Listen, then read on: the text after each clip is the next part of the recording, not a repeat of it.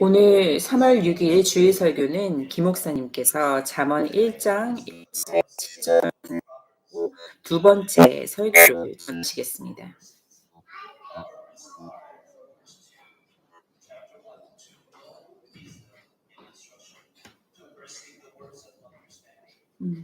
저는 오늘의 본문 말씀과 같은 말씀을 가지고 몇 주 전에 잠언 1장의 첫 네 구절들 안에 잘 나타나 있는 잠언서의 목적에 초점을 맞추어 여러분과 말씀을 나누었습니다.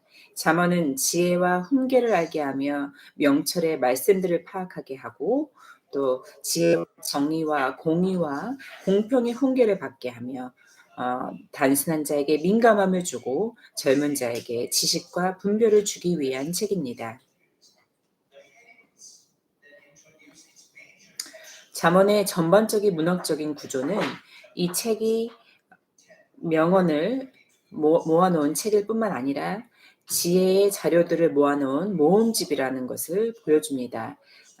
1장 1절, 10장 1절, 22장 17절, 24장 23절, 25장 1절, 30장 1절, 그리고 31장 1절의 말씀들을 각 구간 과 내용이 다양한 7개의 고유한 모음집들을 나타내고 있는 것으로 보입니다.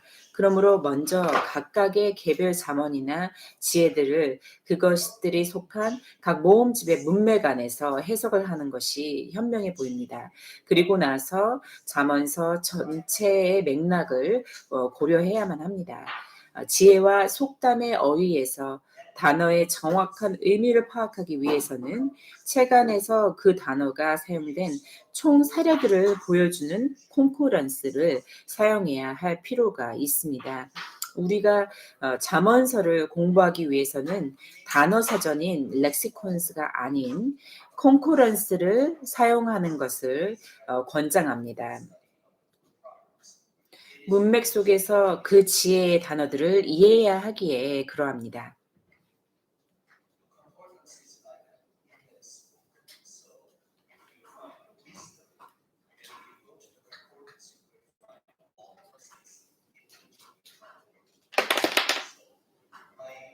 콘코던스는 인덱스를 나타내는 그 사전 같은 것인데요. 만약에 wisdom이라는 단어를 발견하셨다면 그 지혜라는 단어를 가지고 콘코던스를 찾으시면 지혜가 언급된 모든 구절들이 나타나는 그런 책입니다. 성경의 많은 다른 책들과는 달리 잠언은 그 목적과 취지가 1장 2절에서 4절 말씀 속에 명확히 명시되어 있으며 부가적 생각들 또한 5절에서 6절 말씀에 언급되어 있습니다. 올바른 행동과 태도의 입문서로서 잠언은 경험이 부족한 젊은이들, 4절에 언급되어 있습니다. 또는 나이가 많지만 아직도 미성숙한 사람들에게 하나님의 뜻에 따르는 데 필요한 지혜와 가르침을 줍니다. 그래서 두 가지 강조점을 볼 수 있습니다. 하나는 성스러운 삶을 위한 도덕적 분별력과 숙련도를 부여하고자 하였습니다. 1장 2절 전반부와 3절에서 5절 말씀을 참조하시기 바랍니다. 그리고 다른 하나는 1장 2절 후반부와 6절에 잘 나타나 있는 정신적 안목을 가르치고자 하였습니다. 6절을 보면 잠언, 수수께끼, 비유적 격언이나 표현 등의 다양한 종류의 지혜의 의미를 알아가는 것을 강조하고 있습니다. 어리석은 자의 입에서 나오는 잠언과 속담은 부적절하고 위험하기까지도 합니다. 잠언 26장 7절과 9절 말씀에 저는 자의 다리가 같지 아니하는 것처럼 어리석은 자들의 입의 비유 잠언도 그러하니라. 9절 가시나무가 술 취한 자의 손으로 들어가는 것처럼 어리석은 자들의 입의 비유 잠언도 그러하니라. 아멘이라고 하였습니다. 분별력은 사탄의 거짓 지혜를 걸러내기 위해 허위, 허상과 현실의 차이를 분별하여 아는 것을 의미하기도 합니다. 현재 미국 알리바마의 비숑 신학대학원 교수로 재직 중인 신학자 앨런 로스는 이것은 영속적인 가치와 일시적이며 순간적인 희열과의 차이를 구별하는 것과 같은 삶의 가르침에 대한 통찰력을 포함한다고 말하였습니다.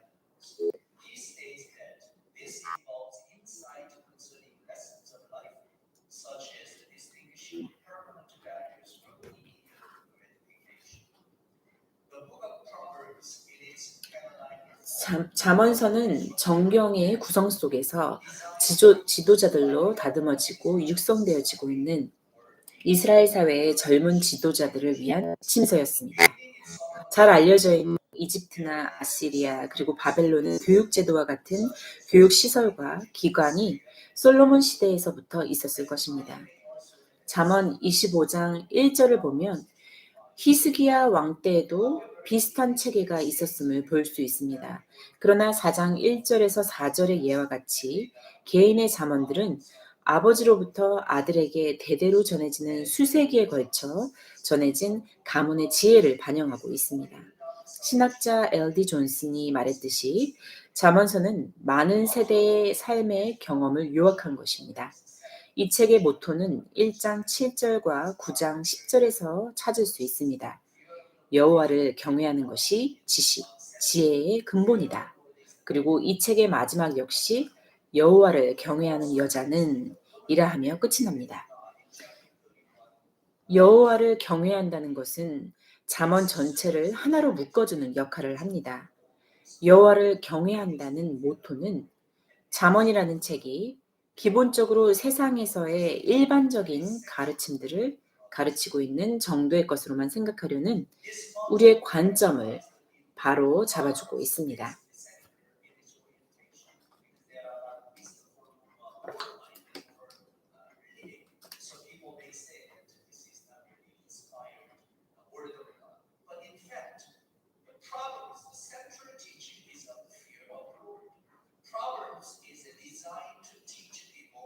잠언은 주님의 명하심 아래서 사람들에게 삶을 올바르게 영위하는 법을 가르치기 위한 것입니다. 그래서 미국의 구약 신학자 헤셀 블록은 그의 책에서 이렇게 말하였습니다. 인용합니다. 따라서 잠언에서 삶의 근본적 기초는 하나님과의 관계입니다. 그 관계로부터 도덕적 이해와 무엇이 옳은지를 판단하는 능력, 물질적 소유에 대한 올바른 태도, 근면한 노동, 세상을 살아가는 데 필요한 균형과 안정감, 이웃에 대한 올바른 관계가 파생됩니다.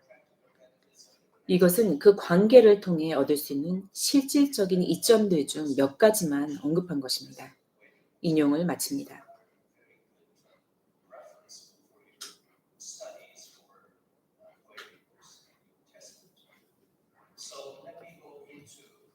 이제 첫 번째 본문 말씀으로 들어가겠습니다.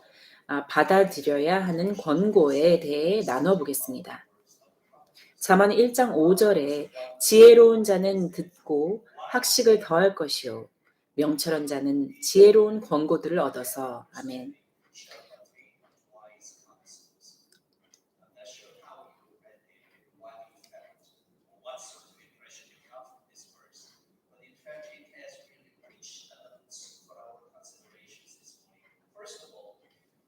여러분이 이것을 읽고 어떤 생각과 어떤 느낌을 받으셨는지 모르겠지만 사실 이 말씀 안에는 굉장히 풍부한 의미가 담겨져 있습니다.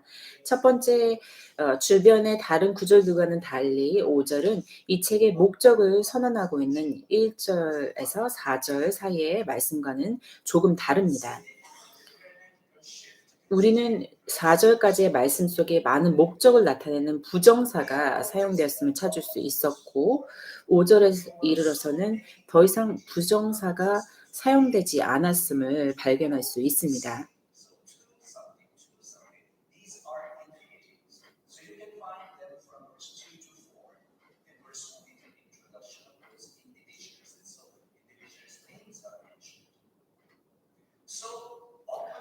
그렇게 바뀐 데에는 분명 이유가 있을 것입니다.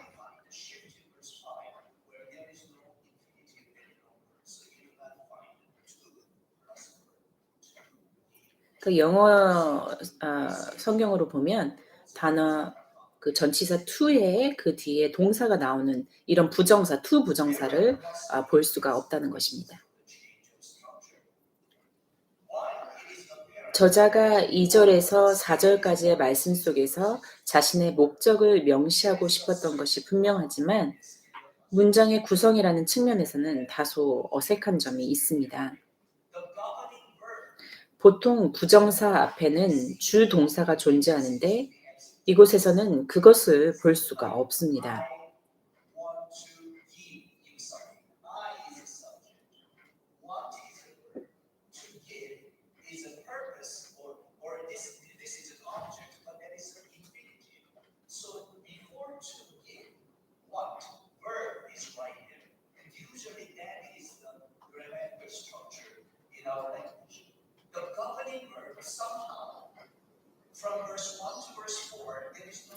일 장 1절에서 4절 말씀을 다시 읽어보신다면 조심스럽게 이 기절을 읽는 분이 아니라면 그냥 서둘러 읽고 지나치게 되도록 만드는 어떤 불안정함의 요소가 있음을 보게 될 수가 있습니다.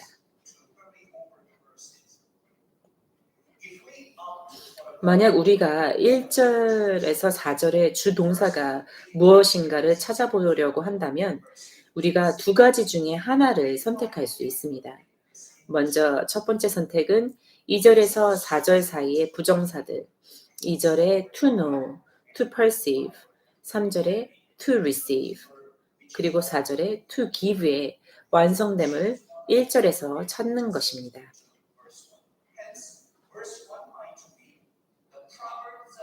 이러한 가정은 히브리어 안에서 종종 생략되는 to be 동사를 주 동사로 보는 가정입니다. 그래서 1절을 to be 동사가 생략되지 않았다고 본다면 1절은 다윗의 아들 이스라엘의 왕 솔로몬의 잠언은 무엇을 위한 것이다가 됩니다. 또 다른 선택은 부정사들이 뒤에 오는 동사와 연결된다고 하는 것입니다. 이러한 형태는 부정사에 강조점을 두는 형태입니다. 이 경우 이 부정사가 연결되는 동사의 가장 가능성이 높은 후보는 5절에서 찾을 수 있을 것입니다. 이곳에 모든 부정사들이 연결되어지며 모든 종속절들이 이곳에 합쳐지게 됩니다.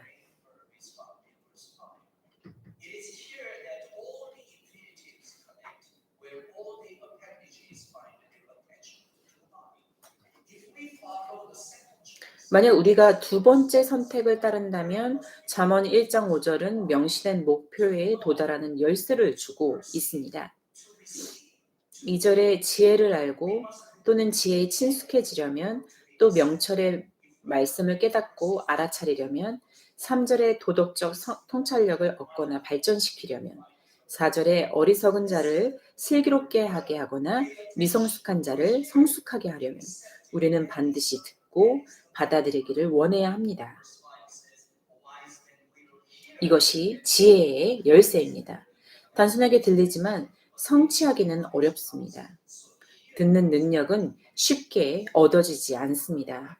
그러나 어떠한 학생도 경청의 기술, 즉 수용의 자세를 먼저 익히지 않은 사람이라면 그는 현명할 수 없습니다.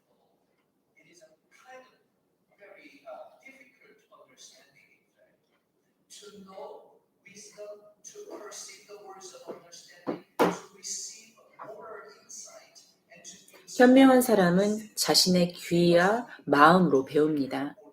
쉽게 얘기하면 듣는 귀 또는 배우려는 마음가짐을 말하고 있는 것입니다.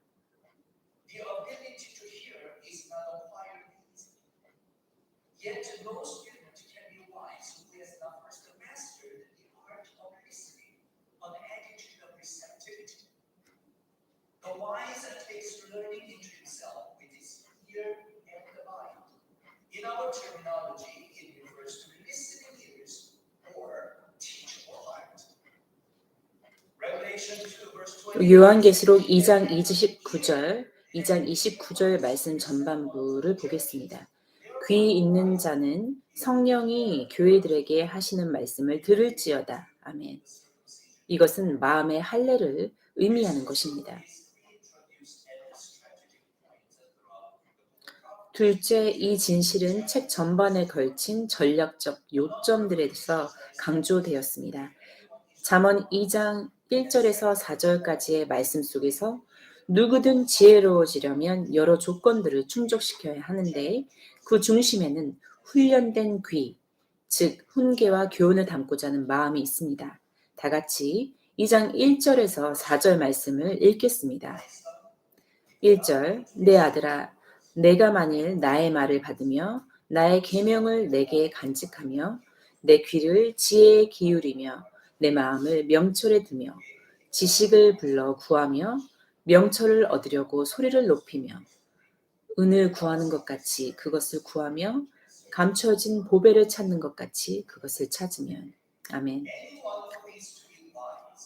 지혜롭게 되려는 사람은 누구나 경청하는 귀 또는 훈련된 귀와 가르침을 받으려는 마음이 있어야 합니다.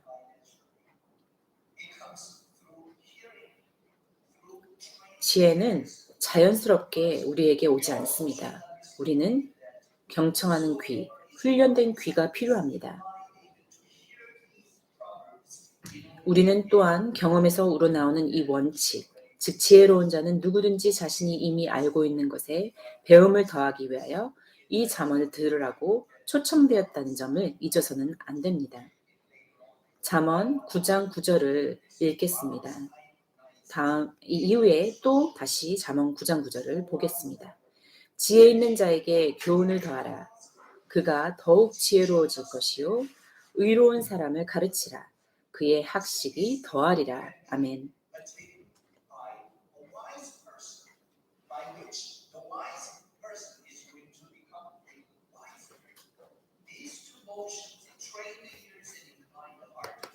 훈련된 귀와 가르침에 마음을 기울이는 이 두 행동들은 자연스럽게 이루어지는 행위들이 아닙니다. 부모가 아이들이 부모님의 말씀을 듣도록 지속적인 가르침이 필요한 것이 그 증거입니다. 신명기 6장 4절에서 9절도 역시 이 같은 가르침을 주고 있습니다. 이스라엘아 들으라 우리 하나님 여호와는 오직 유일한 여호와이시니 너희는 마음을 다하고 뜻을 다하고 힘을 다하여 내 하나님 여호와를 사랑하라. 오늘 내가 내게 명하는 이 말씀을 너는 마음에 새기고 내 자녀에게 부지런히 가르치며 집에 앉았을 때에든지 길을 갈 때에든지 누워있을 때에든지 일어날 때에든지 이 말씀을 강론할 것이며 너는 또 그것을 내 손목에 베어 기호를 삼으며 내 미간에 붙여 표로 삼고 또 내 집 문설주와 바깥 문에 기록할지니라. 아멘. 이 책의 또 다른 도입부인 잠언 22장 17절에서 21절 말씀에서는 귀를 기울이라는 훈계가 첫 구절에 나옵니다. 잠언 22장 17절에서 21절 말씀을 보겠습니다. 너는 귀를 기울여 지혜 있는 자의 말씀을 들으며 내 지식에 마음을 둘지어다. 이것을 내 속에 보존하며 내 입술 위에 함께 있게 함이 아름다우니라. 19절 내가 내게 여호와를 의뢰하게 하려 하여 이것을 오늘 특별히 내게 알게 하였노니 내가 모략과 지식의 아름다운 것을 너를 위해 기록하여 21절 내가 진리의 확실한 말씀을 깨닫게 하며 또 너를 보내는 자에게 진리의 말씀으로 화답하게 하려 함이 아니냐. 아멘.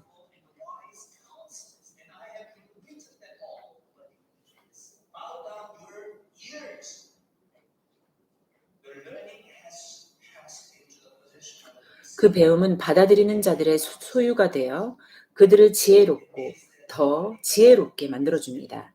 그 말은 신자의 영적 삶에서 배움에는 그 끝이 없다라는 의미입니다. 1장 세 번째로 1장 5절의 시작은 이러합니다. 지혜 있는 자는 듣고 학식이 더할 것이요. 아멘.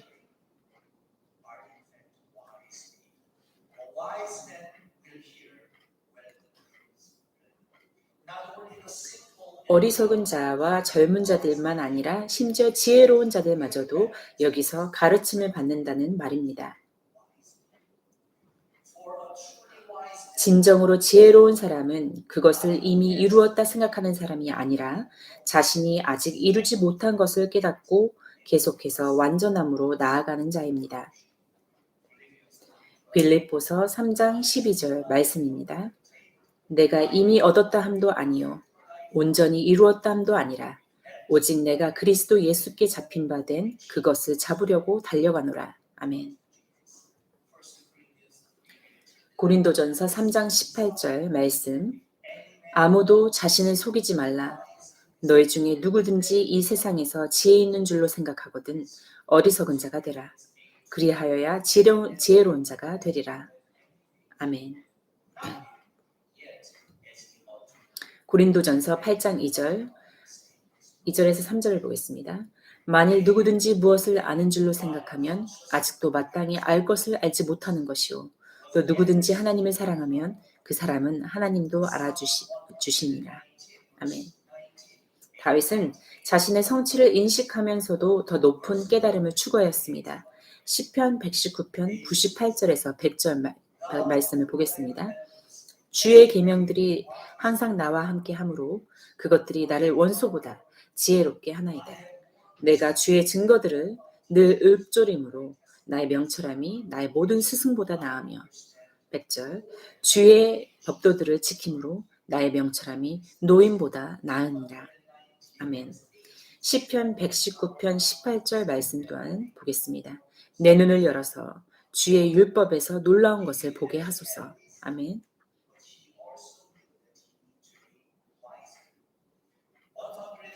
시편 119편 33절에서 34절을 보겠습니다.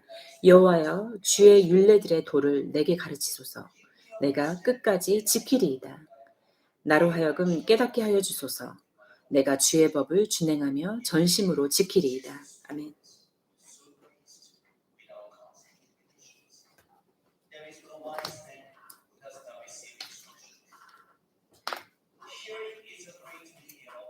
듣는 것은 지식을 얻게 하기 위한 훌륭한 매개체입니다. 모세의 장인 이드로는 모세에게 가르침을 주었습니다. 출애굽기 18장 17절에서 26절 말씀을 참조하시기 바랍니다.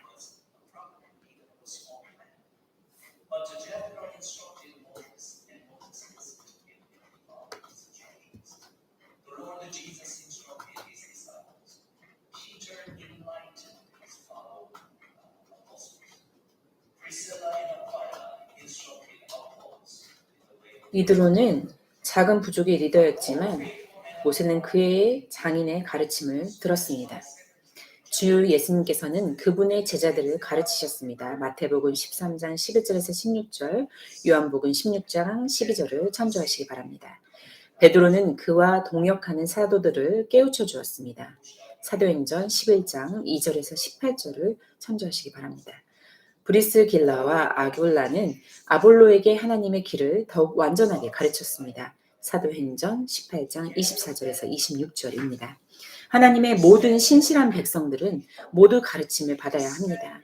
디모데후서 2장 2절에 또 내가 많은 증인 앞에서 내게 들은 바를 충성된 사람들에게 부탁하라. 그들이 또 다른 사람들을 가르칠 수 있으리라. 아멘. 누구든지 선생이 되고 싶은 모든 사람은 먼저 듣는 사람이 되어야 합니다. 어떤 사람은 말하기를 사람은 자신이 들은 것들을 모으게 되고 가르치는 것을 사용하게 됩니다. 만약 우리가 모으기도 전에 사용해버리고 만다면 우리는 곧 파산할 것입니다. 우리가 또 오래 배우면 배울수록 우리는 우리가 더 배우는 자가 되어야 한다고 느낄 것입니다. 우리가 들을 수 있는 준비가 더 잘 되어 있을수록 우리의 배움을 더 크게 할 수 있을 것입니다. 잠언 9장 9절에 지혜 있는 자에게 교훈을 더하라. 그가 더욱 지혜로워질 것이요 의로운 사람을 가르치라. 그의 학식이 더하리라. 잠언 18장 15절에 명철한 자의 마음은 지식을 얻고 지혜로운 자의 귀는 지식을 구하느니라. 아멘. 넷째 1장 5절의 후반부는 입체적인 표현으로 지혜를 구하는 젊은이에게 현명한 조언을 구하도록 촉구합니다. 5절에서 이렇게 말합니다. 명철한 자는 지략을 얻을 것이라. 아멘. 히브리어로 명철한 자는 이해하는 사람 또는 스스로 깨닫는 사람을 뜻합니다. 따라서 이 사람은 학습하는 사람입니다. 이 명철한 사람이 얻는 것은 지략, 지혜로운 권고입니다. 히브리어로 지략은 복수형으로만 나오며 지도, 관리 또는 어떤 것을 지도하도록 하는 기술을 의미합니다.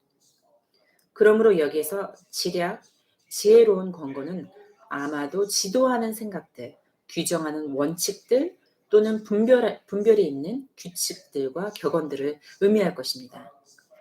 일반적으로 이 두 가지를 가리킬 것입니다. 지혜로운 통치 규칙을 가리킵니다. 잠언 11장 14절을 보겠습니다. 지략이 없으면 백성이 망하여도 지략이 많으면 평안을 누리니라. B. 또 전략을 가르칩니다. 잠언 20장 18절에 경영은 의논함으로 성취하나니 지략을 베풀고 전쟁할지니라. 아멘. 잠언 24장 6절에 너는 전략으로 싸우라. 승리는 지략이 많음에 있느니라. 아멘. KJV에서 attain, 획득하다에 해당되는 히브리어는 NASB에서는 acquire, 습득하다, ESB에서는 obtain, 구하다, 그리고 NIV에서는 get, 얻다라고 번역되었습니다. 이 단어는 얻다 혹은 구하다라는 의미를 갖기도 합니다. 지혜로운 자는 인생을 살면서 자신의 길을 찾는데 도움이 될 조언들을 기꺼이 다른 사람들로부터 얻습니다. 이것과 비슷한 생각들이 잠언의 다른 곳에서도 여러 번 반복됩니다. 적절한 교훈이 주어지지 않거나 성경의 교훈을 듣는 자가 많지 않을 때 하나님의 교회는 위기에 처하게 됩니다. 오직 명철한 자만이 지략을 얻을 수 있습니다.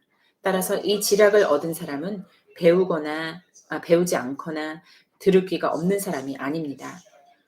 오직 가르침을 받을 준비가 된 사람만이 하나님의 지혜의 유익을 얻게 될 것입니다. 고린도전서 2장 9절에서 10절 말씀에 기록된 바 하나님이 자기를 사랑하는 자들을 위하여 예비하신 모든 것은 눈으로 보지 못하고 귀로 듣지 못하고 사람의 마음으로 생각하지도 못하였다 함과 같으니라. 10절 오직 하나님이 성령으로 이것을 우리에게 보이셨으니 성령은 모든 것 곧 하나님의 깊은 것까지도 통달하시느니라. 아멘. 이것은 우리가 왜 하나님의 사역자들을 귀하게 여겨야 하는지 이유를 제시해 줍니다. 사도행전 8장 26절에서 36절을 함께 보시겠습니다. 주의 사자가 빌립에게 말하여 이르되 일어나서 남쪽으로 향하여 예루살렘에서 가사로 내려오는 길까지 가라 하니 그 길은 광야라. 일어나 가서 보니 에디오피아 사람 곧 에디오피아 여왕 간다게의 모든 국고를 맡은 관리인 네시가 예배하러 예루살렘에 왔다가 28절 돌아가는데 수레를 타고 선지자 이사야의 글을 읽더라. 성령이 빌립더러 이르시되 이 수레로 가까이 나아가라 하시거늘 30절에 빌립이 달려가서 선지자 이사야의 글을 읽는 것을 듣고 말하되 읽는 것을 깨닫느냐?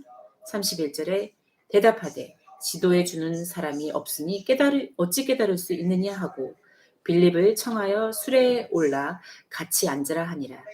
32절 읽는 성경 구절은 이것이니 일러스되 그가 도살자에게로 가는 양과 같이 끌려갔고 털 깎는 자 앞에 있는 어린 양이 조용함과 같이 그의 입을 열지도 아니하였도다. 그가 굴욕을 당할 때에 공정한 재판도 받지 못하였으니 누가 그의 세대를 말하리요. 그의 생명이 땅에서 빼앗김이로다 하였거늘 그 내시가 빌립에게 말하되 청컨대 내가 묻노니 선지자가 이 말한 것이 누구를 가리킴이냐 자기를 가리킴이냐 타인을 가리킴이냐 빌립이 입을 열어 이 글에서 시작하여 예수를 가르쳐 복음을 전하니 아멘. 30절에 빌립의 질문을 생각해 보시기 바랍니다. 읽는 것을 깨닫느냐? 그 후에 이 에디오피아 사람이 31절에서 답하는 것을 보십시오. 지도해 주는 사람이 없으니 어찌 깨달을 수 있느냐 하고 우리를 완전한 지식에 이르게 하기 위해 하나님께서 예정하신 도구들이 있습니다. 에베소서 4장 11절에서 15절을 보겠습니다. 에베소서 4장 11절에서 15절을 함께 찾아보시겠습니다.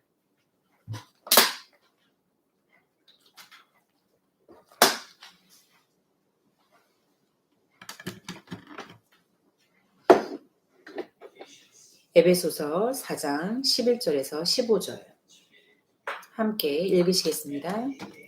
그가 어떤 사람은 사도로, 어떤 사람은 선지자로, 어떤 사람은 복음 전하는 자로, 어떤 사람은 목사와 교사로 삼으셨으니 이는 성도를 온전하게 하여 봉사의 일을 하게 하며 그리스도의 몸을 세우려 하심이라.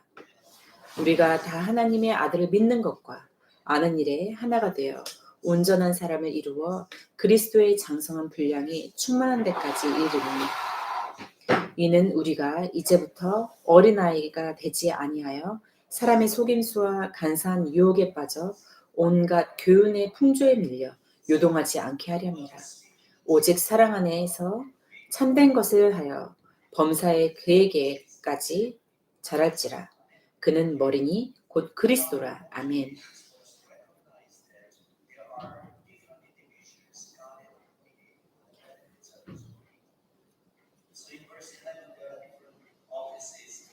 이 말씀을 보면 하나님께서 이 사도로, 선지자로, 복음을 전하는 자로 이렇게 어떤 사람 목사와 교사로 그 하나님의 백성들을 위해서 그들이 말씀을 이해할 수 있도록 이렇게 많은 사람들을 세우셨음을 볼 수 있습니다.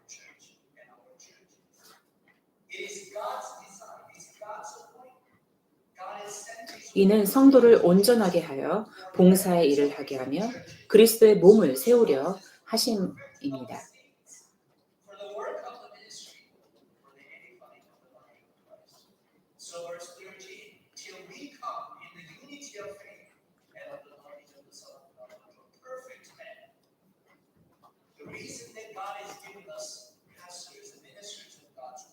하나님의 교회를 세우기 위하여 이러한 선생들을 사용하셨습니다.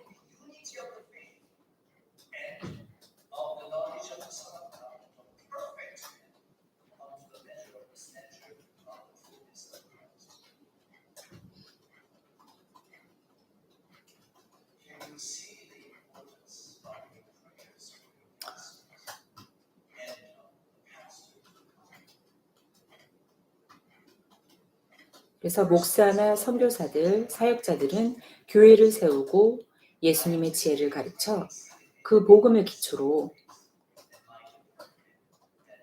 교회를 하나로 세우기 위함입니다.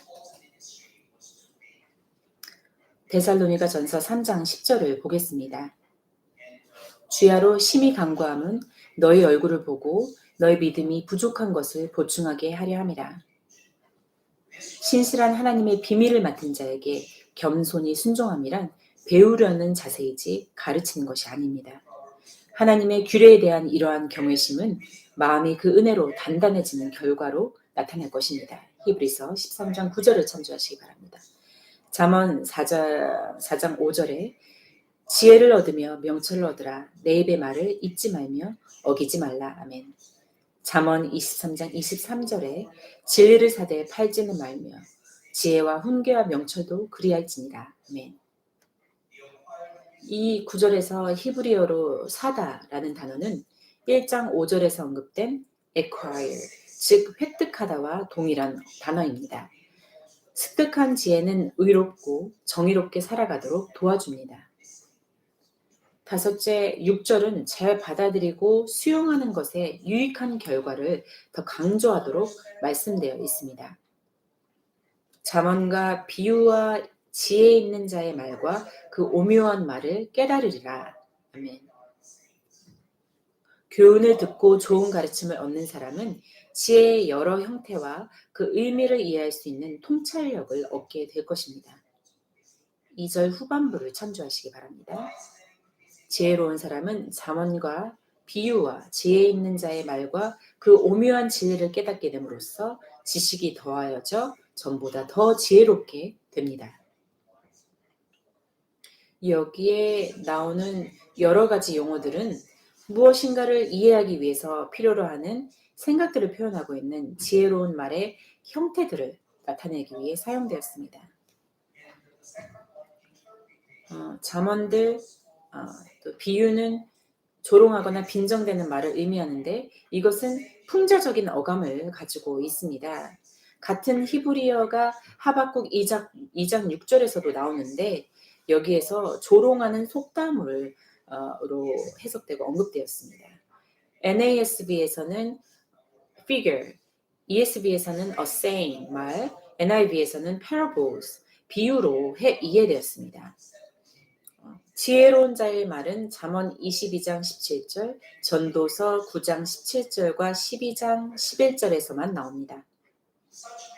그것은 지혜 있는 자라고 알려진 사람들의 말을 가리킵니다. 이런 지혜로운 사람들은 어떤 문제들도 요약된 형태로 표현할 수 있습니다. 그들이 하는 말들은 짧지만 심오합니다. 오묘한 말이란 수수께끼 같은 말, 수수께끼 또는 어려운 질문을 가리킵니다. 많은 사람들은 지혜를 얻음으로써 그러한 훈계를 이해할 수 있는 능력을 얻습니다. 배워서 잘 받아들이는 사람만이 이 두 가지를 모두 완전히 익힐 수 있는 능력을 갖게 됩니다. 이제 두 번째 본문 말씀으로 들어가겠습니다. 지혜가 추구하는 주된 원칙에 대해서 알아보겠습니다. 잠언 1장에서 7절에서 말하기를 함께 읽으시겠습니다. 잠언 1장 7절 말씀입니다. 여호와를 경외하는 것이 지식의 근본이여는 미련한 자는 지혜와 훈계를 멸시하느니라. 아멘. 여호와를 경외하는 것이 지식의 근본입니다. 이 구절은 잠언의 도입부를 마무리 짓고 지혜가 추구하고 있는 주된 원칙이 무엇인가를 말해줍니다. 일단 이 원칙이 말하고 있는 진리를 알게 되고 나면 이 책의 나머지 부분에 가르침을 받을 준비가 된 것입니다. 첫 번째, 이 마지막 구절에서 또 다른 구조적 변화와 이 귀절에 나오는 대구법의 변화는 잠언서를 읽는 사람들의 주목을 끌기 위한 저자의 바람을 나타내고 있습니다. 만일 서론을 건물의 기초에 비유한다면 이 7절 말씀은 그 초석이 됩니다. 서론에서는 히브리인의 지혜의 독특한 특징이 나타내는 모토가 되는 강력한 선언적 진술이 나오는데 이것은 다름 아닌 여호와를 경외하라는 것입니다. 저자는 이제 잠언서가 보이고 있는 진정한 권위가 무엇인지에 대해 주목했습니다. 피터 크래기는 이에 대해 다음과 같은 말을 합니다. 인용합니다.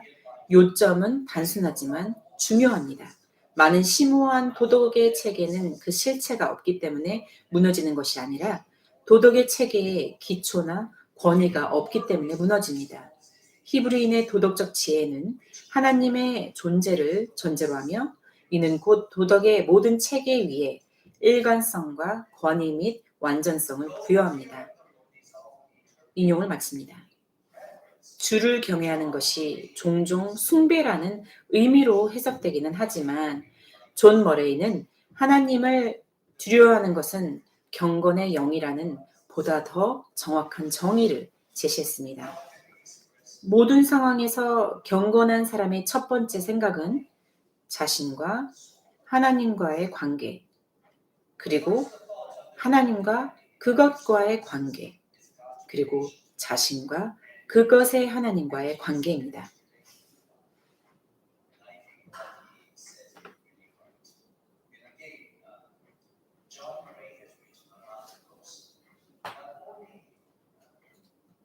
존 머레이는 많은 책들을 썼는데요.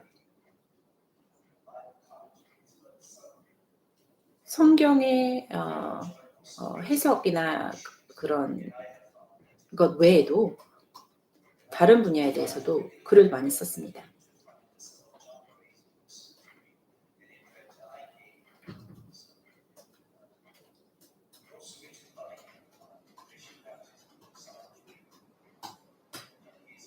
존 머레이가 크리스천 배프티즘이라는 책을 썼는데 그것을 읽어보시기를 추천합니다. 두 번째로 지혜와 성경 전체가 하나님을 경외하는 일에 부여하는 중요성은 아무리 강조해도 지나치지 않습니다. 하나님을 경외하는 것이 지식의 근본입니다. 이 근본이라는 이 단어는 두 가지 방식으로 사용됩니다. 시간이나 기원에 있어 우선권을 갖는 것을 언급할 때, 예를 들어 창세기 1장의 1절입니다. 또는 가장 중요한 부분을 가리킬 때 사용됩니다. 잠언 1장 7절에서는 하나님을 경외하는 것에 대해 잠언에서 말한 것과 관련하여 두 의미가 결합된 것으로 보입니다. 잠언의 저자는 독자가 하나님께 대한 경외함이 진정한 지식의 근본이라는 것을 알기를 원합니다. 잠언 9장 10절을 보겠습니다. 여호와를 경외하는 것이 지혜의 근본이요 거룩하신 자를 아는 것이 명철이니라. 이 구절에서 근본으로 번역된 단어는 항상 이전에 이루어진 일을 가리키는 데 사용됩니다. 창세기 13장 3절, 41장 21절, 43장 18절, 20절, 그리고 이사야서 1장 26절, 호세야 1장에서 2절을 참조하시기 바랍니다. 게르하르트 본 라드는 게르하르트 본 라드라는 구약성서학자는 잠언 9장 10절과 1장 7절을 비교한 후 다음과 같이 결론을 지었습니다. 인용합니다. 따라서 이 문장은 하나님에 대한 경외심이 지혜로 이어진다는 것을 의미합니다. 그것을 통해 인간은 지혜를 얻게 되고 지혜를 훈련하게 됩니다. 인용을 마칩니다. 이 사람이 책을 읽는 것을 권하지는 않습니다. 자유주의 신학자이기 때문에 그러합니다.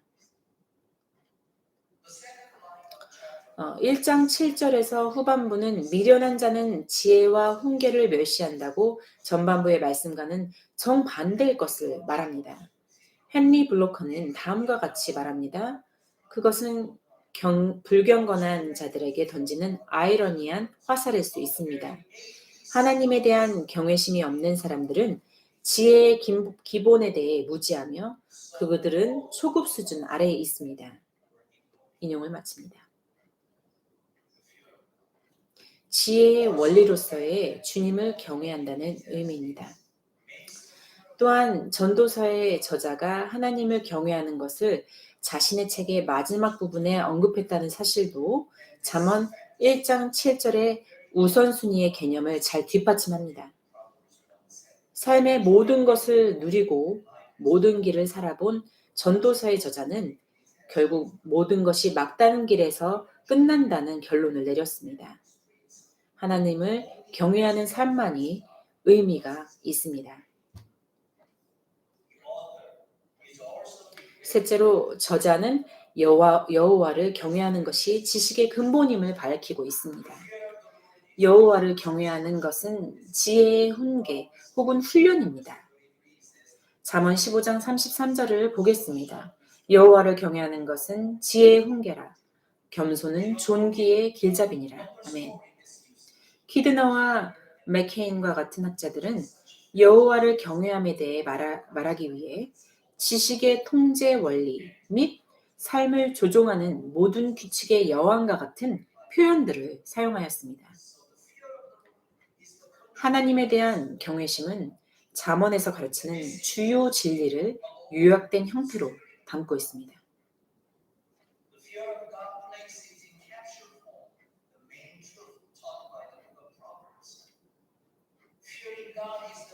하나님을 경외하는 것은 바로 지혜의 중심, 근원, 지혜의 최고의 재료입니다. 지혜로우나 하나님을 경외하지 않는 사람은 아무도 없습니다. 하나님을 경외하는 것은 경건하지 않은 모든 것을 걸러내고 참된 지혜가 흐르게 하는 필터입니다. 따라서 잠언의 저자는 하나님을 경외하는 마음이 없이 계속해서 잠언을 읽는 것은 시간을 낭비하는 것이라고 말하고 있습니다.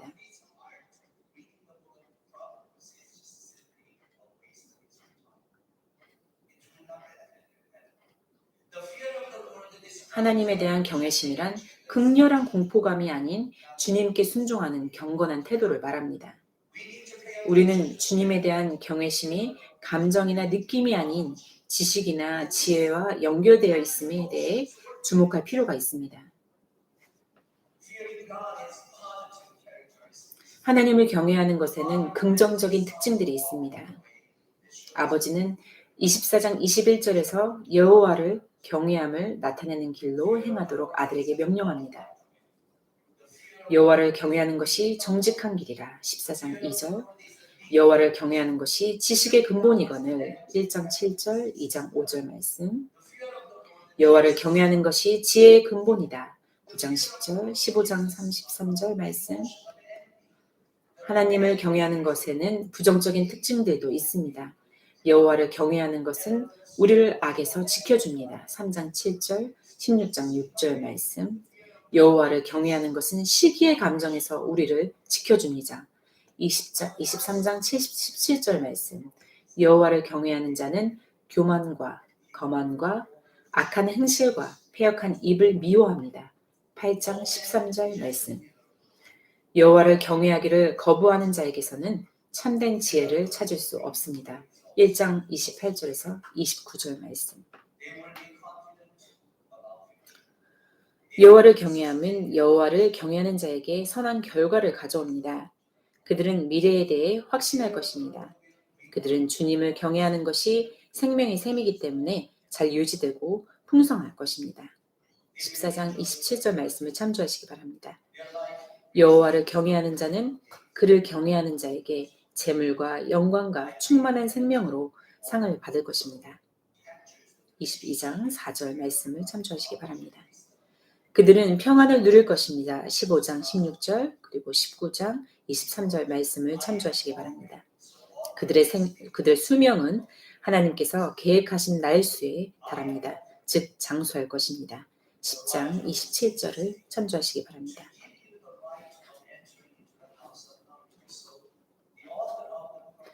저는 프론이 다음과 같이 하나님에 대한 경외심과 지식, 지혜 사이의 관계를 아주 잘 설명했다고 생각합니다. 인용합니다. 마치 잠언의 저자가 말하기를 제가 여러분에게 그 지식의 집에 들어갈 수 있는 권리를 주고 그 좋은 방을 통해 여러분을 안내하고 그 안에 보관되어 있는 풍부하고 다양한 보물의 일부를 보여주겠습니다. 하지만 여러분이 현관에 가까이 가게 되거든 문위에 새겨진 글귀에 주목해 보십시오. 이렇게 쓰여져 있습니다. 이 집은 궁전일 뿐만 아니라 성전이기도 합니다. 인용을 마칩니다. 참된 지혜는 경건함의 완전체인 하나님을 경외하는 것으로 우리를 인도해 줍니다.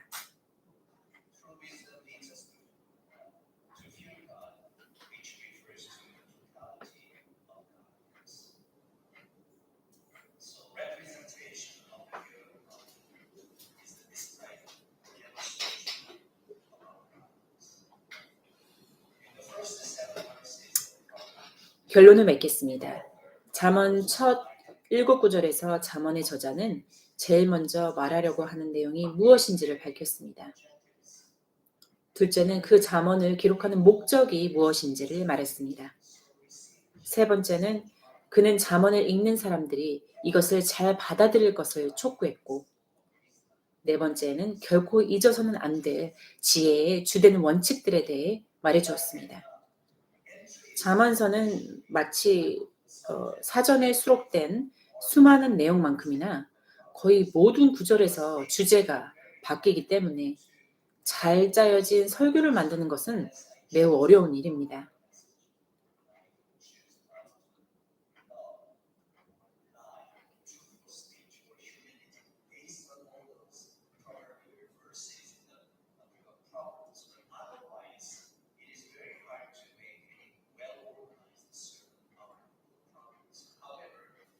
그러나 잠언서는 지혜의 덩어리, 놀랄만한 현대적인 권고들, 지혜롭게 사는 방법을 알려주는 간결하고도 재치 있는 진술로 가득 찬 금광입니다. 잠언은 다양한 방법으로 두 가지 길을 제시합니다.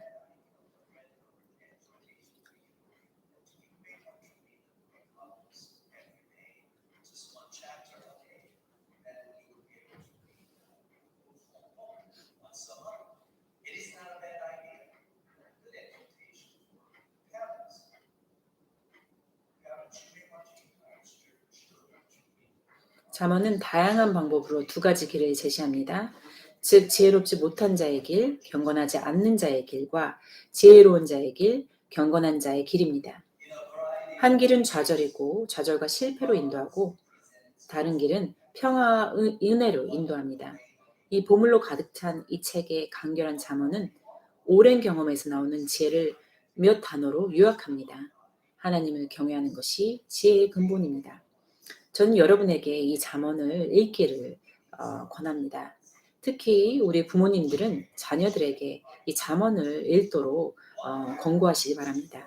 이 잠언을 한 장씩 하루에 읽다 보면 한 달이면 이 잠언을 다 읽게 됩니다. 그러니 자녀들에게 이 잠언을 읽기를 권고하시기 바랍니다.